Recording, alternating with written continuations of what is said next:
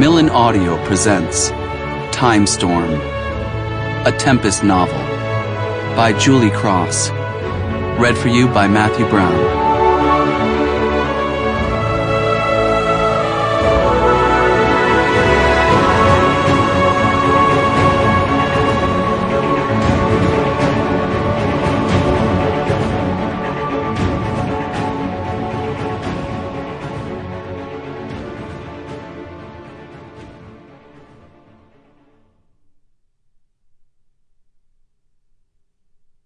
Chapter 1. Day 1. I stood in front of the cell, staring at me. The caged, unshaven animal version of me. The way he looked, not at me, but through me, brought on the sudden self-awareness that I probably hadn't survived the bleeding brain or whatever the hell happened to me when I jumped into the future. My eyes dropped to my arms as I lifted a hand toward my face. Transparent. I was transparent. A magnetic force seemed to pulse in the space between the two versions of myself, pulling us together. Footsteps echoed from behind me, and I jumped out of the way as Senator Healy stalked right up to the cell, opening the door and somehow cutting off whatever force had been dragging me forward. The other me stood up slowly, shakily, bruises marring his face and legs. "Senator Healy," I tried to croak, not hearing a sound outside my own mind. "Come on, son. Let's get you out of here," Healy said, his voice gentle, barely above a whisper. It reminded me of the way he had spoken to me while I had hung my head over a sink after watching Mason get blown to pieces. Even just thinking about what happened still made me feel nauseous. The other me shuffled closer, leaning heavily on Healy for support, as if his legs weren't used to walking. The urge to somehow unzip him and crawl inside so I could be seen and heard intensified. I had to find a way.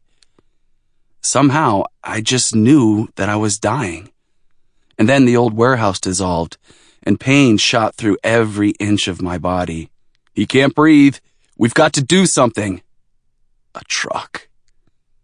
A truck sat on my chest, and every ounce of energy I had was devoted to shoving it away. Air. I needed air. Nothing would enter. Nothing would exit. "His lungs are full of fluid. Open him up," someone shouted. And I felt the stab to my chest, skin splitting open and my ribs cracking. I had to get out of here. People aren't supposed to feel these things. Pulse is fading and then coming again. I can't get it steady. A woman's voice spoke right next to my ear. "He's jumping," someone said. Silence followed for a full 5 seconds. Then I heard Dad's voice in my other ear, sounding more terrified than I've ever heard him in my life. "Jackson, just stay here, please." But I couldn't. There was no way to control it. "Are you all right, son?" Healy said to the other me, hand clutching his shoulder. The other me had sunk to his knees, with a loud crack as his kneecaps made contact with the hard floor.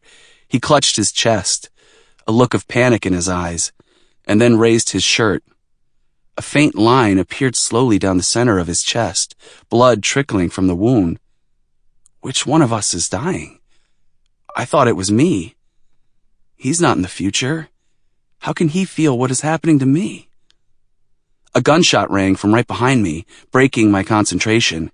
Healy fell to the ground, blood oozing from his head, eyes wide open. "What the other me said, staring at Healy's body. Then he looked up, right at me, or through me. Who are you?" he stuttered, still on his knees attempting to stand. Sample complete. Ready to continue?